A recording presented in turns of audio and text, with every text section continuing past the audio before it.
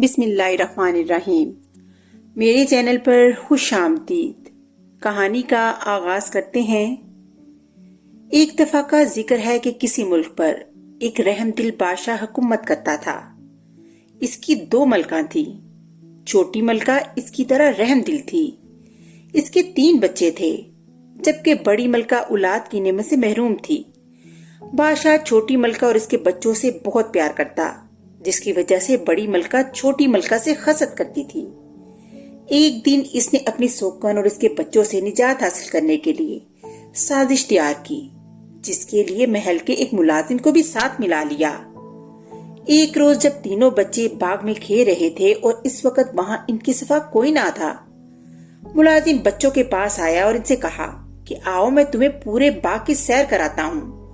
بچے بہت خوش ہوئے اور ملازم کے ساتھ چل دیے۔ وہ بچوں کو باغ کے دوسرے کونے میں لے گیا جو محل سے کافی فاصلے پر تھا۔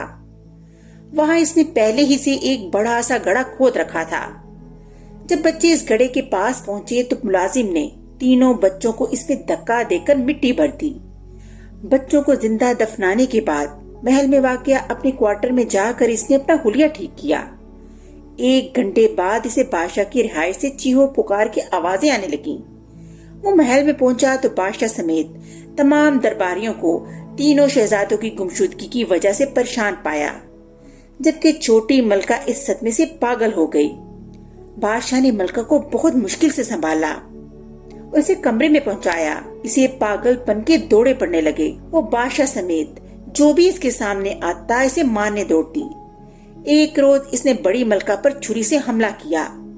ملازموں نے بڑی مشکل سے اسے قابو میں کر کے بڑی ملکہ کی جان بچائی۔ اس واقعے کے بعد بادشاہ نے ملازموں کو حکم دیا کہ وہ ملکہ کو محل سے باہر نکال کر کہیں دور چھوڑ آئیں۔ یوں چھوٹی ملکہ کو محل بدر کر دیا گیا۔ وہ دن بھر شہر کی گلیوں میں گھومتی پھرتی، جبکہ بچے اس کے پیچھے پتھر لے کر دوڑتے۔ رات کو وہ کسی مکان کے چبوترے پر سو جاتی۔ ایک روز وزیر باغ میں چہل قدمی کرتے ہوئے اس کے آخری حصے میں گیا۔ وہاں اس نے عجیب و غریب پودا دیکھا جس پر 3 بہت ہی خوشنما پھول کھلے ہوئے تھے۔ وہ اس کے قریب گیا، چاہتا تھا کہ ہاتھ بڑھا کر تینوں پھول توڑ لے کہ اسے پھولوں میں سے آواز سنائی دی، تم ہمیں توڑنا چاہتے ہو؟ ہم اونچے ہوتے جائیں گے، کسی کے ہاتھ نہ آئیں گے۔ بادشاہ سلامت آئیں گے تو ہم ان کے ہاتھ میں جائیں گے۔ یہ سن کر وزیر دوڑا دوڑا بادشاہ کے پاس گیا اور اسے پورا ماجرا سنایا۔ بادشاہ اس کے ساتھ باغ میں آیا۔ اسے بھی یہ تینوں پھول بہت پیارے لگے۔ اس نے اس سے قبل اس طرح کے پھول کبھی نہ دیکھے تھے۔ اس نے پودوں کے پاس پہنچ کر پھول توڑنے کے لیے ہاتھ بڑھایا ہی تھا کہ ان میں سے آواز آئی، ہم اونچے ہوتے جائیں گے، کسی کے ہاتھ نہ آئیں گے، بڑی ملکہ آئے گی تو ہم ان کے پاس ہی جائیں گے۔